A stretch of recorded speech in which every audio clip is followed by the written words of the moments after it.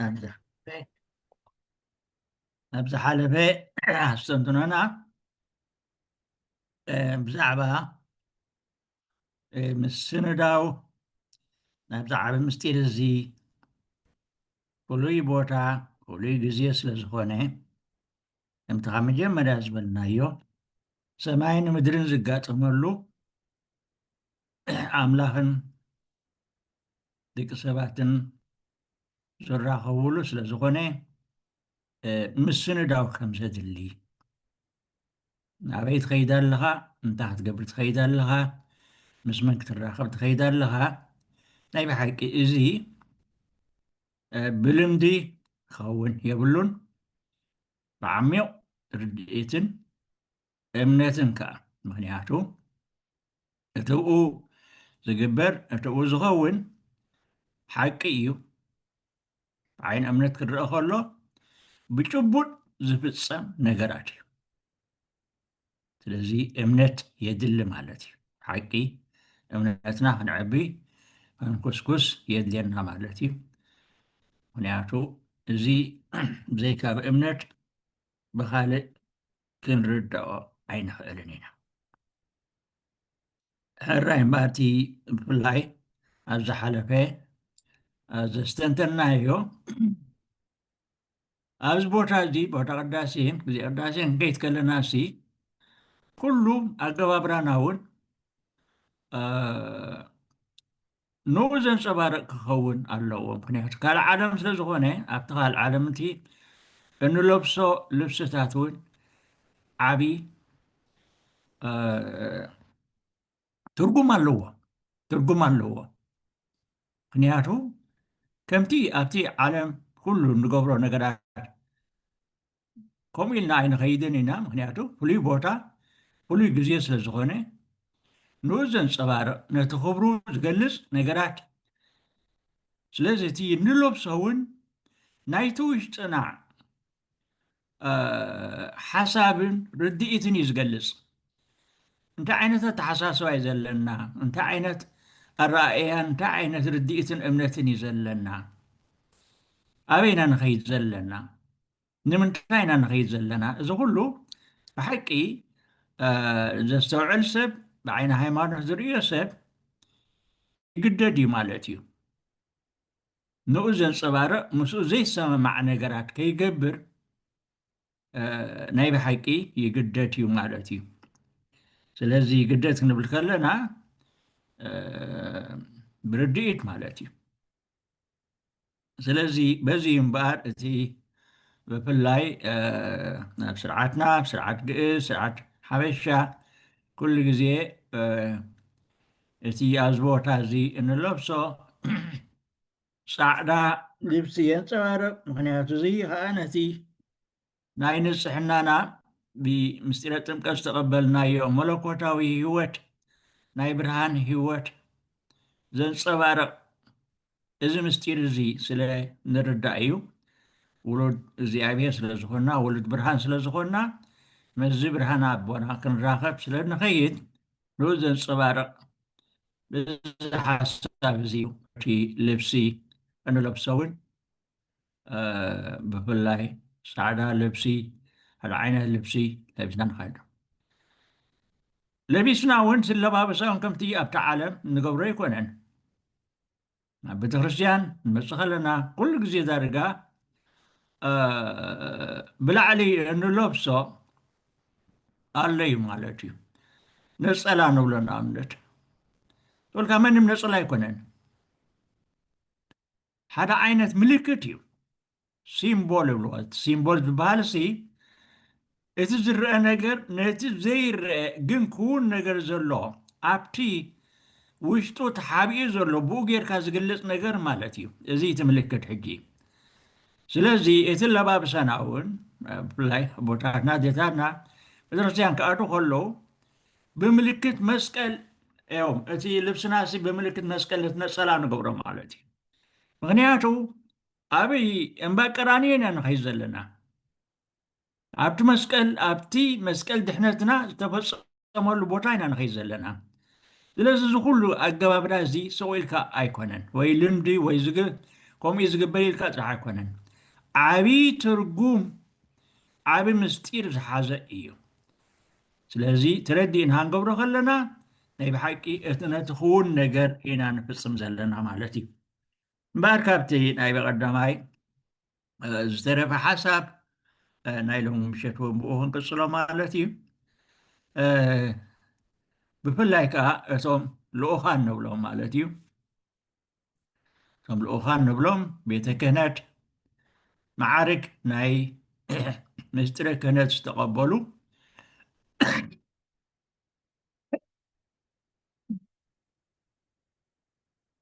ቅሬታ ቅሩብ ናይ ፀገም ናይ ሳይ ገይረ ኣለኹ እዚኦም ቤተ ክህነት ንብሎም ጳጳሳት ካህናት ዲያቆናት ማለት እዩ እዚኦም ነቲ ምስጢረ ክህነት እንብሎ ዓብይ ምስጢር ዝተቐበሉ ሰባት እዮም ንምንታይ እዮም ንኸገልግሉ ነቲ ሰማይ ንምድሪ ንኸራኸቡ መንጎኛታት ኮይኖም ኣብ መንጎ ኣምላኽን ኣብ መንጎ ደቂ ሰባትን መራኸቢ ድልድል ኮይኖም ክዋስኡ እዚ ምስጢረ ክህነት ነዚ ኣገልግሎት እዚ ዝተመደቡ ነዚ ኣገልግሎት እዚ ዝተመርፁ ሰባት እዮም ዘዚየ ደጋጊምና ተዘራሪብና ኢና እዞም ሰባት እዚኣቶም ንሕና ኣይኮናን ንመርፆም እግዚኣብሔር እዩ ዝመርፆም ንምንታይ መርፆም ንሱ ይፈልጥ ግን እቲ ንሱ ዝበሎ ክገብሩ እቲ ንሱ ዝገበሮ ክገብሩ እዚ ስልጣን እዚ ይረክቦም ማለት እዩ መንነቶም ብዘየገድስ ስለዚ ነዚ ኣገልግሎት እዚ ዝተመደቡ ብፍላይ ኣብቲ ቅድስተ ቅዱሳን ዝበልናዮ መጀመርያ መንበረ ታቦት ማለት እዩ ኣብኡ ዘገልግሉ እዞም ሰባት እዚኣቶም እዮም ስለዚ እዞም ሰባት እዚኣቶም ከም ዝበልናዮ ብፍሉይ መገዲ እዚ ምስ ስንዳው ዝበልናዮ ክሰናደው ኣለዎም ኩሉ እቲ ልብሶም እውን ዝተፈልየ እዩ ከም መንን ልብሲ ለቢሶም ኣይኮኑን ኣብ ዝቐርቡ በብሓደ ርኢናዮ ቀሚስ ለብሱ ካባ ይለብሱ እቲ መንጦላዕ እቲ ሞጣሕቲ ዝበልናዮ ይለብሱ ዝተለበ እቲ ኩሉ እንርእዮ ለቢሶሞ እንርእዮ ልብስታት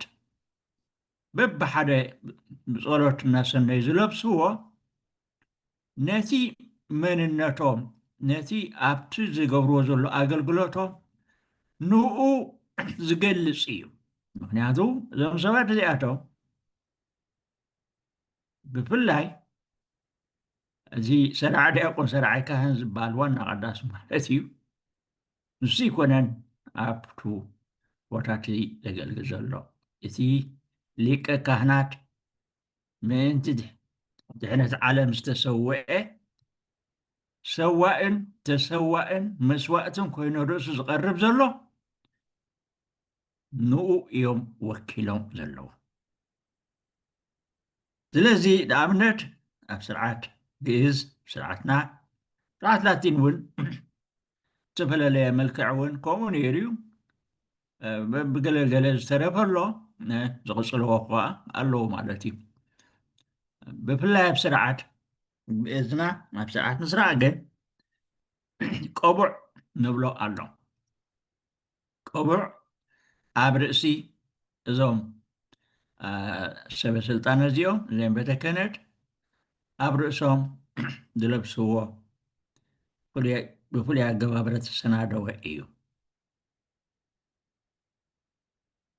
ስለዚ ነቲ ምስጢረ ክህነት ቀበሉ ከለዉ ነዚ ይለብሱ እዚ ከዓ ንምንታይ እዩ እንታይ እቲ ምስጢሩ ንምንታይ ቆቡዕ ይቕበሉ ቆቡዕ ዝለብሱ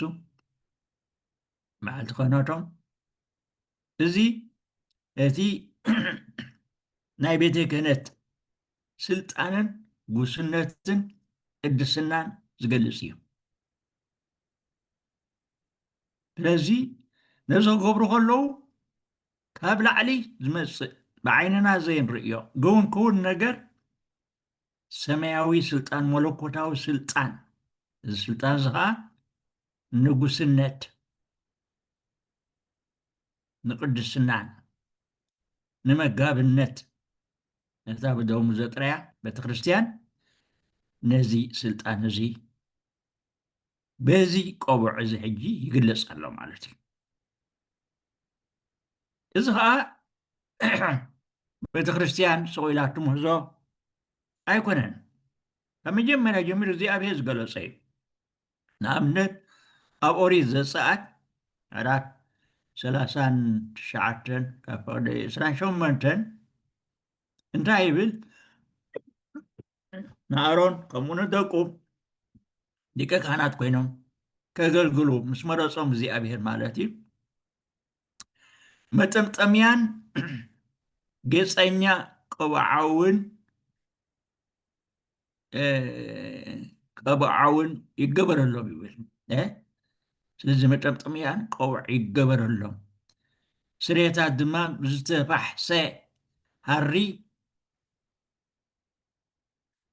ገበረሎም ይብል። ስለዚ እዚ ሕጂ ኣምላኽ ባዕሉ ንሙሴ ዝገልጸሉ ዘሎ እዩ። ምንም ልብሲ ለቢሶም ከይኣትዉ እንታይ ዓይነት ልብሲ ለቢሶም ነቲ ኣገልግሎት ናይ ኣምላኽ ክገብሩ ከም ዘለዎ ባዕሉ እዩ እግዚኣብሔር ዝገልጸሎም ዘሎ ማለት እዩ። ስለዚ እዚ ኣብ ብሉይ ኪዳን ዘሎ ካብኡ ኣብ ሓድስ ኪዳን እውን ብፍሉይ ትርጉም ዝቐፀለ ዝመፀ ኣሎ ማለት እዩ። ንኣብነት ሕጂ እቶም ሰብ ዝለዓለ ስልጣን ዘለዎም ማለት እዩ ኣቡናት ቆቡዕ ጥራሕ ዘይኮነ ዘውዲ ወይ ከዓ በዚ ናይ ላቲናዊ ስርዓት ሚትራ ማይተር ዝብልዎ ይለብሱ ማለት እዩ። እዚ ከዓ ነቲ ናይ ክህነታዊ ኣገልግሎት ቅድስናን ልዕልና ስልጣንን የመልክት። ዝለዓለ ስልጣን ንኦም ከም ዝተዋህበ እዚ ስልጣን እዚ ከዓ ቅዱስ ህይወት እውን ከም ዝሓትት እዚ ኣገልግሎት እዚ ናይ ብሓቂ ልዑል ከም ምዃኑ ንኡ ይገልጽ ኣሎ ማለት እዩ። እዚ ዘውዲ ወይ ከዓ ሚጥራ ንብሎ ዘለና ማለት እዩ። ስለዚ ካህናት ቆቡዕ ይለብሱ ከለዉ እምበኣር ጳጳሳት ኣብ ምስራቃዊ ስርዓት ዘውዲ ይለብሱ፣ ኣብ ላቲናዊ ስርዓት ከዓ እዚ ሚጥራ ንብሎ ዘለና ይለብሱ ማለት እዩ። ድግእ እዚ ትሕዝቶ ትርጉሙ ኩሉ ሓደ እዩ። እቲ ቅርፁ ኣገባብርኣዊ ግን ዝተፈለየ ማለት እዩ። ስለዚ ኣብ ራእይ ዮሃንስ እንታይ ዝብል ነንብብ ማለት እዩ።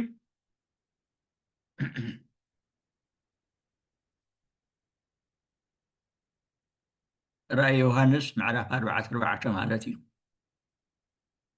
ኣብ ዙርያ እቲ ዙፋን ከዓ 24 ዙፋናት ረኣኹ። እቲ ዙፋን ሪኢኹም ዙፋን ኣምላኽ ዙፋን እግዚኣብሔር እዩ። እዚ ንቅዱስ ዮሃንስ ወንጌላዊ ዝተገልጸሉ ሰማያዊ እቲ ሰማያዊ መንበረ ታቦት ንብሎ ማለት እዩ። ኣምላኽ ሲ ከመይ ዝውደስ ከመይ ዝምለኽ ብመን እዚ ራእይ እዚ እዩ። ስለዚ ኣብ ዙርያ እቲ ዙፋን ከዓ 24 ዙፋናት ሪኢኹ። ዙፋን ኣምላኽ ኣሎ፣ ኣብ ዙርያኡ ከዓ 24 እዚኦም እቶም 24 ካህናተ ሰማይ ንብሎም ማለት እዩ። ኣብቲ ጸሎትና ሪኢኹም 24 ካህናተ ሰማይ ዓደጉ ጸሎትን እናበልና ንጽሊ ነዚኦም ኢና። ኣብቲ ዙፋናት እውን ጻዕዳ ክዳውንቲ ዝተኸድኑ ኣብ ርእሶም ከዓ ኣኽሊል ወርቂ ዝደፍኡ 24 ኣሕሉቕ ተቐሚጦም ረኢኹ ይብል። እዚ ሪኦም ሰማያዊ መልክዕ ሕጂ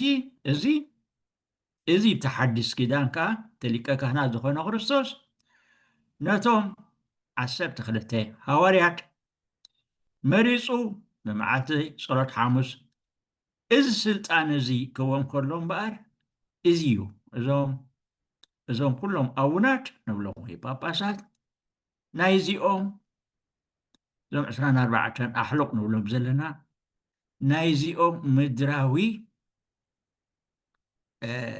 ቅፀልትን ተካእትን እዮም ማለት እዩ። ስለዚ እቲ ኣብዚ ሕጂ ክንሪኦ ከለና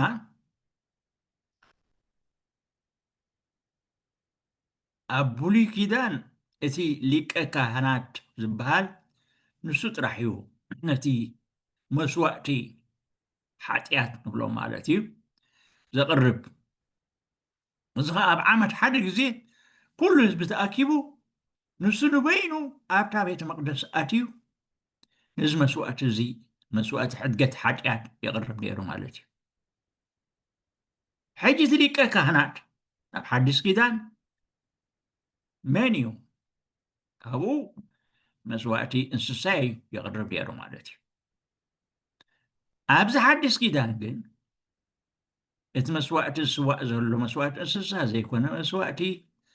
እቲ ፍጹም ሰብ ፍጹም ኣምላኽ ዝኾነ ባዕሉ ሊቀ ካህናት ዝኾነ ኢየሱስ ባዕሉ መስዋእቲ፣ ባዕሉ ሰዋዒ፣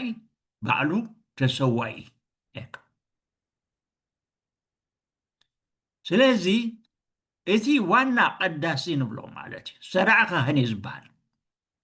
ወይ ከዓ ገባሬ ሰናያት እውን ይብልዎ እዮም በቲ ቋንቋና ማለት እዩ። እዚ እውን ክፈልጦ ኣለና። ኣብነት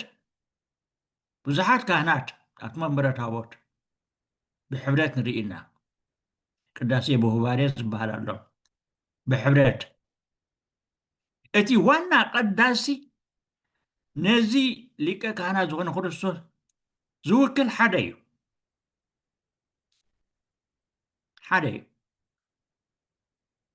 ስለዚ ሰራዒ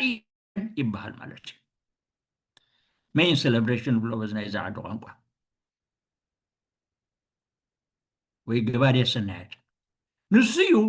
ልክዕ ንክርስቶስ ወኪሉ ንሱ ይባርኽ፣ ንሱ ይቅድስ፣ ንሱ ኩሉ ይገብር፣ ንሳቶም ከዓ ምስኡ ይሓብሩ ማለት እዩ። እዚ እውን ክርዳእና ኣለዎ። ስለዚ ኣምሳል ናይ ክርስቶስ እዩ እምበኣር እዚ ሰርዕካ ንብሎ ዘለና ማለት እዩ። እቲ ኩሉ ለቢስዎ ዘሎ ኩሉ መን ኣብኡን ምስኡን ከም ዘሎ እዩ ዘመልክት ማለት እዩ። ምክንያቱ ኣብዛ ግዜ እዚኣ ኣብዛ እዋን እዚኣ እቲ ንዓለም ዘድሓነ ሊቀ ካህናት ክርስቶስ ምስቶም ኩሎም ክቡራት ቅዱሳት መላእኽቱን ቅዱሳንን ኣብዚ መንበረ ታቦት እዚ ይወርድ ኣሎ ሪኢኹም። እዚ ሕጂ ተዓቢ ምስጢር ሰማይ ንምድሪ ንራኸብ ዝበልናዮ እምበር ኣብዛ እዋን እዚኣ ኣብዚ ግዜ እዚ ጥራሕ እዩ ሰማያውያን ምስ ምድራውያን ኣብ ሓደ መኣዲ ዝርከብሉ ማለት እዩ። እዚ ዝዓበ ምስጢር ንብሎ ዘለና እዚ ምስጢር ቅዳሴ እዚ ክውን ነገር እዩ። ስለዚ ኣብ ዕብራይስጢ ነዚ ከምዚ ገይሩ የብርህልና ማለት እዩ። ኣብ መልእኽቲ ዕብራውያን እምበኣር ንሰማያት ዝዓረገ ዓብዪ ሊቀ ካህናት ኢየሱስ ወዲ ኣምላኽ ካብ ዘየልወና ኣብ እምነትና ንጽናዕ ኢኹም። እዚ ሊቀ ካህናት እዚ ኩሉ ግብሪ ድሕነትና ፈፂሙ ኣብ ሰማያ ሰማያት ኣብ የማን ኣቦኡ ነጊሱ ዝነግስ ዘሎ ብኣላፋት ቅዱሳት መላእኽቲ ዝውደስ ዘሎ ሊቀ ካህናት እዩ። ስለዚ እምነትና ነፅንዕ እዩ ዝብል ዘሎ ከመይ እቲ ኩሉ ዝገበሮ ምእንታና እዩ ከመይ ከምዚ ኸማና ብኩሉ ተፈተነ ግናኸ ሓጢአት ኣይገበረን ስለዚ ብድኻምና ክድንግፀልና ዘይክእል ሊቀ ካህናት ኣይኮነን ስለዚ ሪኢኹም ኩሉ እቲ ጭንቅና ኩሉ እቲ ፈተናና ኩሉ እቲ ስቃይና ፈቲንዎ እዩ ይፈልጦ እዩ ክንቅምሶ ከለና ይፈልጦ እዩ ይስምዖ እዩ እምበኣር ምሕረት ምእንቲ ክንቅበል ብግዜ ፀባባውን ንረድኤትና ዝኸውን ፀጋ ክንረክብ ብትብዓት ናብቲ ፀጋ እንረኽበሉ ዙፋን ኣምላኽ ነቕረብ እዚ እቲ ዙፋን ኣምላኽ ዮሃንስ ዝረኣዮ ዮሃንስ ተገልፀ ሰማያዊ ዙፋን ኣብዚ መንበረ ታቦት እዚ ከዓ ንሱ እዩ ኤኮ ስለዚ ኣብዚ ንቕረብ ኣብዚ ክንቀርብ ከለና እምበኣር ብኸመይ ዓይነት ኢና ንቐርብ ኤኮ እዚ ሕጂ እዚ ሕጂ ሪኢኹም ብግዜ ፀበባና ንርኤትና ዝኸውን ፀጋ ክንረክብ ኩሉ ፀጋ ዝሕፈሰሉ እዩ እዚ እዋን እዚ ቦታ እዚ ብትብዓት ናብቲ ፀጋ ንረኽበሉ ዙፋን ኣምላኽ ንቕረብ ትብዓት ኣለና ናቱ ንኣምን ኢና ስለዚ ኣቦና ከዓ ኣብዚ ኤኮ ኣብዚ መኣዲ እዚ ካብዚ መኣዲ ፀጊብና ረዊና ተቐዲስና ተባሪኽና ክንከይድ እዩ እዚ ሰሪዕዎ ዘሎ ማለት እዩ ምዝ ዝኸይድ ብላይ ጳጳሳት ኩሉ ግዜ በትረ ነላዊ ዝበሃል ሒዞም ንርእዮም ብፍላይ ኣብ ስርዓት ኣምልኾ ስርዓት ፅርግያ ክፍፅሙ ከለዉ እንታይ ምርኩስ ስለ ዝኾነ ድዩ በትረ ነላዊ ሒዞም ንርእዮም ሰው ኢሉ መንም በትሪ እውን ኣይኮነን ኣምሳል ዘለዎ እዩ ብዙሕ ግዜ ሪኢኹም ደያኾንኩም እቲ ኣብ ቅዳሴ ወይ ስርዓት ኣምልኾ ስርዓት ልጥርግያ ክፍፅሙ ከለዉ ዝሕዝዎ ፍሉይ ዝበለ እዩ ንኣብነት ኣብቲ ርእሱ ብክልተ ጫፉ ናይ ተመን ናይ እትማን እስታይ ዘለዎ ኣብኡ ኣበሎጊቡ ንርኢ እንታይ እዚ ምስጢር ሲ እንታይ እቲ በትሪ ጥራሕ ድኾነ ኣይኮነን በቲ ሓደ ወገን ከዓ ናይ ኣሮን በትሪ ኣሮን ምዃኑ እዩ ዝገልፅ ኣሮን ምዃኑ ሊቀ ካህናት ከም ምዃኑ ናይ ብሉይ ኪዳን ዝኩሉ ተኣምር ዝገብር ነበረ በትሪ እዩ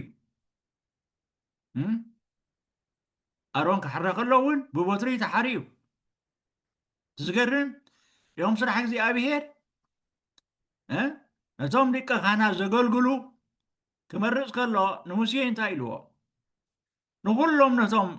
ካብቶም 12 ነገዳት ናይ እስራኤል ካብኦም በቃ መሪፅካ በበትሮም ውሰድ እሞ ኣብቲ ቤተ መቅደስ ሓድሮ ኢልዎ ተሓር ምልክት ክበይካያ ንግሆ ኢልዎ ኣባትሮም ወሲዱ ኣውሕዲርዎ ንግሆ ሪኢኹም እታ በትሪ ኣሮን ዓንቢባ ፀኒሓ በትሪ ዘይዕንብብ እዩ እዚ ሪኢኹም እቲ ናይ እግዚኣብሔር ኣምላኽ ስለዚ ኣሮን ተሓርዩ ማለት እዩ ካብቶም 12 ስለምንታይ እግዚኣብሔር ዝፈልጦ ስለምንታይ ካህን ይምረፅ ካብ 10 ካብ ዝኾኑ ኣሕዋቱ እግዚኣብሔር ዝፈልጦ ኤኮ እግዚኣብሔር ዝመረፆ ግን መሪፅዎ እዩ እግዚኣብሔር ከዓ ኩሉ ዝፈልጥ እዚ ሕጂቲ ርድኢት ዓሚቕ ርድኢት ክህልወና ዘለዎ ኣብ ቤተ ክህነት ኣብ እምነትና ማለት እዩ ስለዚ እዚ በትረ ነላዊ ዝብል ኣብቲ ብሉይ ኪዳን እውን ተጠቂሱ ከም ዘሎ ናይ ብሓቂ ከመይ ዝበለ ተኣምር ከም ዝኾነ በትማን ትእዛዝ እግዚኣብሔር ንዕቆም እስራኤላውያን ንሙሴን ንኣሮን ኣዋሪዶም ኣብ ርእሲኦም ምስ ኣጉረምረሙ ኣብ ልዕሊ እግዚኣብሔር ምስ ኣጉረምረሙ መርዛማት ኣትማን ተሲኦም እዮም እዚ ዘይበሃል ህዝቢ ሃሊቑ ማለት እዩ شعقين محرنا بجها نعملا لمنولنا قبل عليهم بديلنا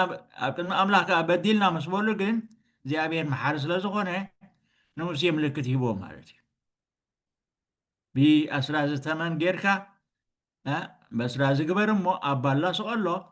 نوز تمتا زبلة زستناسي أبوم صوو نوز تمتا زبلة كحويلو يهو انتهي تسرازي بأسراز قبر ثمانيو هو زي بلو ثماني زي كاسا ثماني سلمن تاي جن نزيابي سلست أزازو ناو تطميتهم حاويهم يخدو نيرو مالتي إزي حجي أب حدث كدان حدث رقوم الله مالتي قدس يوحنس أب وانجيل ومعرف سلسته 14 بخمزي قلصو مالتي بو زأمن زبلو كله نايز العالم هيوت مأنتي كراكب امبر كيتأفئسي كم تموسيه أبرخانة تمن زسغلو ود سبدما كماو كسكل يجبا يبر ياهم موسيه ببالاجيرو زمن سقيلو نوز رأي نوز تمتي يحاول يرو هجب حدث كيدانك اك كابزو كله مرزي حاتيات إذا كله بنصحدو مزبسسه اكو أبز زأمنه نزم مسكال زأمنه ليهم كل حاجاته يحدقلو كل حاجاته يدمسسلو زي العالماوي هوت يورس إزيم بقى حجتي أمثال نايبولو كيدان أب حدث كيدان مالتي إزي حجت مسكال أنا خريستيان إيتي لعلو كله إنه سرعه أرما ملكتنا إيه مسكال ناي كريستيان ناي دحنت مقابري إيه ناي عود ملكت إيه نصيب عندنا نصيب إمنتنا بزينا حجي أب كله مسكالنا صبارت أسرعت أملخونا بوت أملخونا أبزل عليه مسكال أب منبر تابوت مسكال أب كسادنا خيترفة مسكال أب كله هنياتو بوئنا دحنا بوئنا دحنا سلازي إيكو بحكي إزي امبار بفريز بلا بعمق بلا قد بعضكم تسبحوا مالتي إزي إذا لوخان بلنا يوم بيتكنت اتقلوا أبقم نرئيو ملكتات كله ترقم كمزلوا يزردعنا مالتي ስለዚህ እሕና እውን ትርጉሙ ተረዲእና ብሓቂ ክነኽብሮ ይግባእ ክነኽብሮ ይግባእ ኣብዚ ሓደራ ንብሎ ነገራት እንተልዩ ይፅግመና እዩ እዞም ሰባት እዚኣቶም ከማና ሰባት እዮም ኣሕዋትና እዮም ሰና ዝነብሩ እዮም ከማና ድኹማት እዮም እዚ ተዋሂቦም ዘሎ ስልጣን ግን ናይ ብሓቂሲ ከመይ ድዩ ኣምላኽ ክሳብ እዚ ስልጣን እዚ ንሰብ ኣሚኑ ዝህብ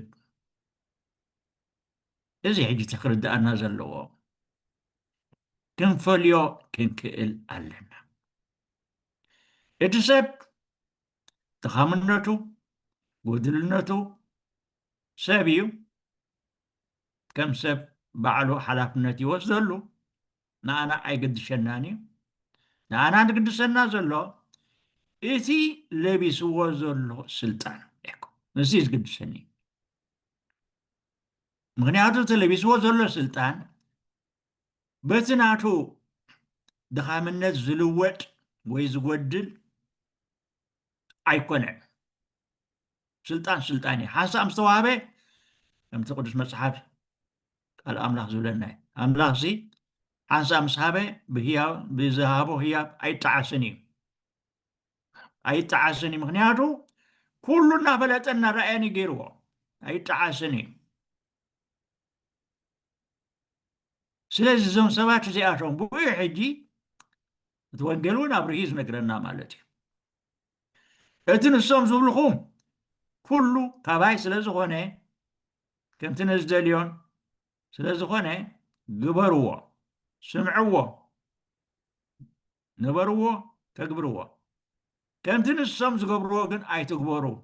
ሕማቅ እንተገይሮም ሕማቅ ኣይትግበሩ ኣብዚ ሕጂ እንታይ ትፀገም እቲ እዚ ስልጣን ዝተቐበሉ ሰባት እዞም ቤተ ክህነት ንብሎም እቲ ጉድንነቶም ካብቲ ክንረኽቦ ዘለናን ካብቲ ክንረኽቦ ዝግብኣናን ካባታቶም እቲ ፀጋ ኣምላኽ ብኦም እዩ ኣባና ዝፈስስ ዝመሓላለፍን በቲ ተግባራቶም ብኡ ተዓጊትና ካብዚ ፀጋ እዚ ክንርሕቕ ንኽእል ንኣብነት ንበሎ ሓደ ካህን ሓደ ስልጣን ዘለዎ ማለት እዩ ምስጢራት ዝዕድል ንሱ እዩ ኣነ ዝፈልጠሉ ነገራት ተልኒ ኣነ ብዚ ካህን እዚ ኣይናዘዝኒ ወይ ኣነ ኣብዚ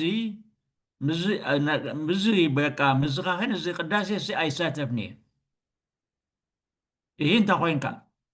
ከምዝን ከምዚ ስለ ዝገብር ከምዚ ከምዚ ስለ ዝብል እታ ወንጌል እንታይ እያ ትብል ከምቲ ንሱ ዝገብሮ ኣይትግበር ከምቲ ንሱ ዝበሎ ኣይትበል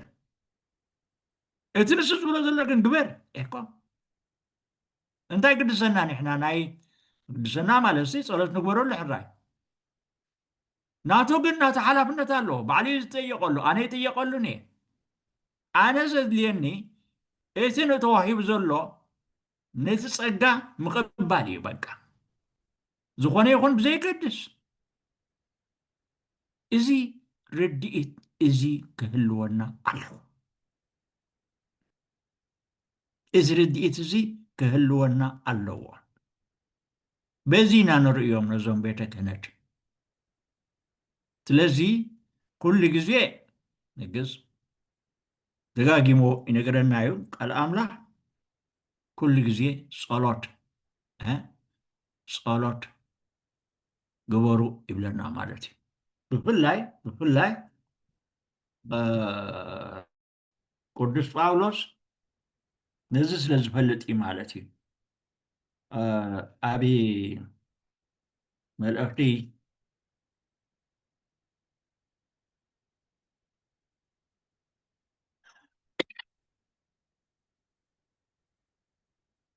ኣብ መልእኽቲ ጢሞቴዎስ ቀዳማይ ጢሞቴዎስ ምዕራፍ 2 እንታይ ይብል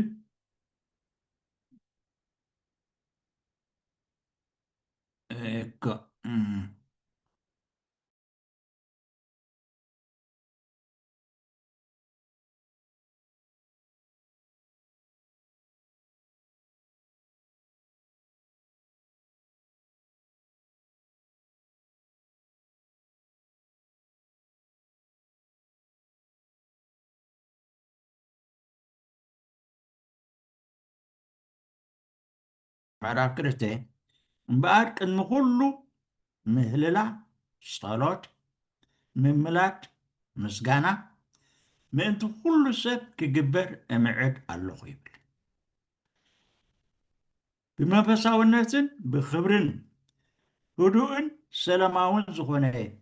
ህይወትን ምእንቲ ክነብር ከዓ ምእንቲ ኩሎም ነገስታትን ሰበስልጣንን ጸሎት ይገበር እዚ ኣብ ቅድሚ እቲ መድሓኒና ዝኾነ ኣምላኽ ሰናይን ዝሓጉስን ይብል ስለዚ ኩሉ ግዜ እዞም ሰበስልጣን ንብሎም መንፈሳውያን ሰብ ኩሉ ስልጣን ካብ እግዚኣብሔር ዝመፅእ ሲቪላዊ ይኹን መንፈሳዊ ስለዚ ብፍላይ እዞም መንፈሳውያን ሰበስልጣናት እዚ ጸሎት እዚ የድልዮም እዩ ስለምንታይ እቲ ሒዞሞ ዘለዉ ሓላፍነት ከቢድን ናይ ብሓቂ ኣድላይን ንህይወትና ንሙሉእ ዓለም ስለ ዝኾነ ካብ ሰማይ ዝመፅእ ንሰማይ ዘራኽቡ ንሳቶም ስለ ዝኾኑ ምስ ኣምላኽ ዘራኽቡ ንሳቶም ስለ ዝኾኑ ደገ መንግስተ ሰማይ ዝኸፍቱልና ንሳቶም ስለ ዝኾኑ ነዚኣቶም ኩሉ ግዜ ጸሎት ክንገብረሎም የድሊ ኤኮ ጸሎት ክንገብረሎም የድሊ ከመይ ጸሎትና ነቲ ለቢሰሞ ዘሎ ሓላፍነት ክነብርዎ ክሕልውዎ ሓይሊ ይረኽቡ እዮም በቲ ናትና ጸሎት ገይሩ ብርሃን ሂቦም ሓይሊ የልብሶም ትብዓት ይህቦም ካብ ሕማቕ ነገራት ይሕልዎም ንኣና ክሕሸና ማለት እዩ ስለዚ ብሓቂ እዚ ሸለል ክንብሎ የብልናን እዚ ሸለል ክንብሎ የብልናን ማለት እዩ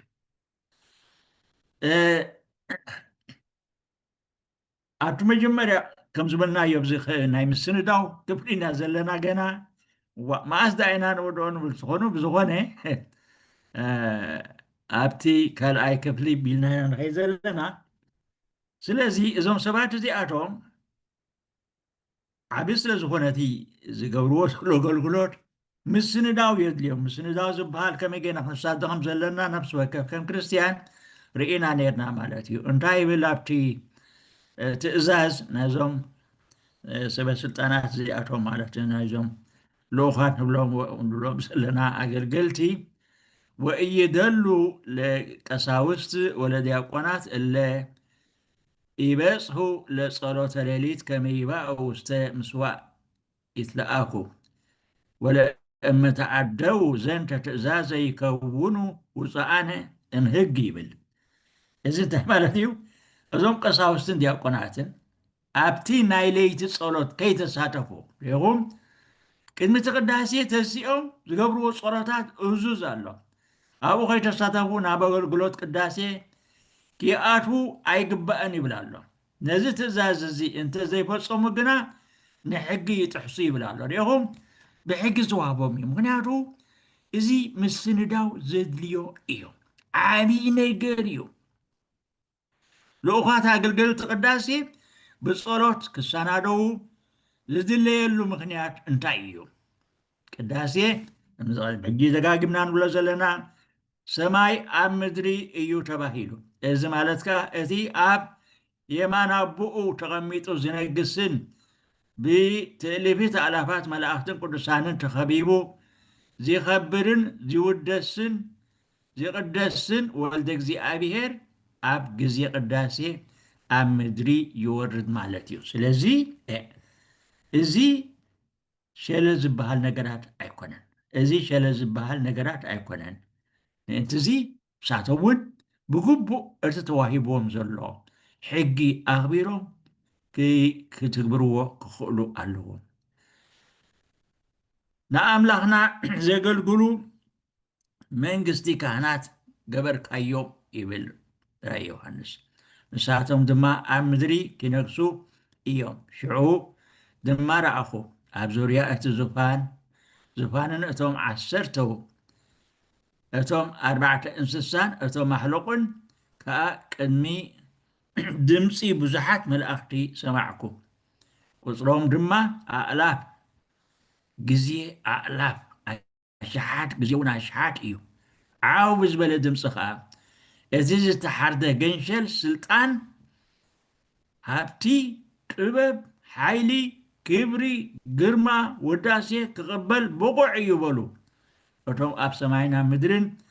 ኣብ ትሕቲ ምድርን ኣብ ባሕርን ኣባታቶም ዘለዉ ኩሎም ፍጡራት ድማ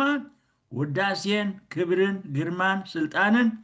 ነቲ ኣብ ዙፋን ተቐሚጡ ዘሎን ነቲ ገንሸልን ይኹን ክብሉ ከለዉ ሰማዕኩ ይብል እዚ ሪኢኹም ሰማያዊ ዙፋን ሰማያዊ በረታዊ ዝተገልጾ ራእይ ዮሃንስ ወንጌላዊ ኣብ ምዕራፍ 5 ራእይ 10-13 ዝበሎ ዝረአዩ እዩ ስለዚ እዚ ዝፍፀመ ኣብ በረታዊ ቦታ ኣሕዋተይ ኣብዚ ክንርከብ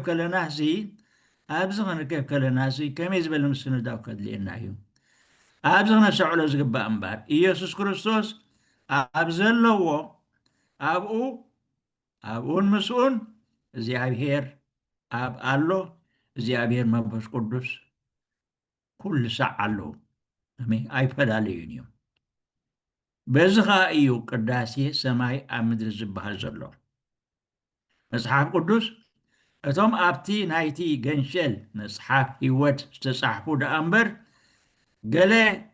ርኽሰት ወይ ዘጸይፍን ሓሶትን ዝገብር ዘበለ ናብኣ